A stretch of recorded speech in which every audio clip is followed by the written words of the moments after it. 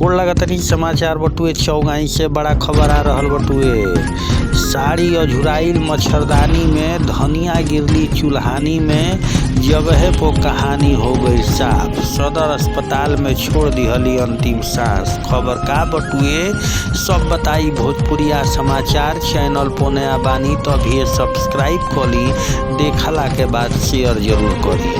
खबर चौगाई प्रखंड के चौगाई पंचायत के चौगाई गांव से बा, जहां सोमवार के दोपहरिया 2 बजे के आसपास प्रमोद पासी के मेहरारू कांति देवी, जिनकर की एगो लड़का एगो लड़की बा, भी लड़का लड़की भी नान्हे नान बाड़े। प्रमोद पासी के मेहरारू छत पे चढ़ली कपड़ा उतारे खातिर। तब तक वो कपड़ा उतारे के क्रम में इनकर साड़ी मच्छरदानी में अझुरा गई। अझुरैला के बाद ही छत से धड़ाम से चूहानी के भीरी गिरली तो फिर उठ ना पैली। हालांकि लोग के घर के विश्वास रहे कि अभी इनका में सांस चल रहल बा, जेकरा बाद आनन फानन में सीधे बक्सर सदर अस्पताल ले गए लोग। लेकिन सदर अस्पताल के चिकित्सक नाड़ी जो चले आला लगैने, लेकिन डॉक्टरों जवाब दे दिहले। जेकरा बाद दुख के पहाड़ प्रमोद पासी पे टूट पड़ल।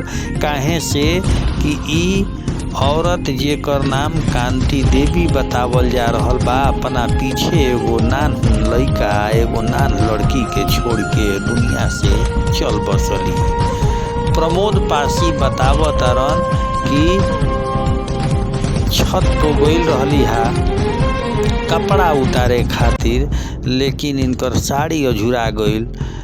एकरा बाद ही नीचे छत से गिर गइली हा, जेकरा से इनकर जान चल गइल बटुए।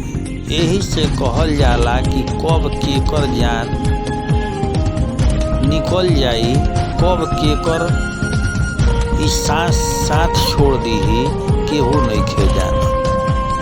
लेकिन बड़ा सवाल है बटुए कि आखिरकार ये औरत तो चल गई, लेकिन अपन पीछे वो 2 नान बच्चा छोड़ के चल गई। प्रमोद पासी कहत रे कि वो तो चलिए गई, लेकिन हे छोट छोट लइकन के परवरिश कैसे होई, यह हमनी के सोचे के बिंदु अब बन गई बटुए।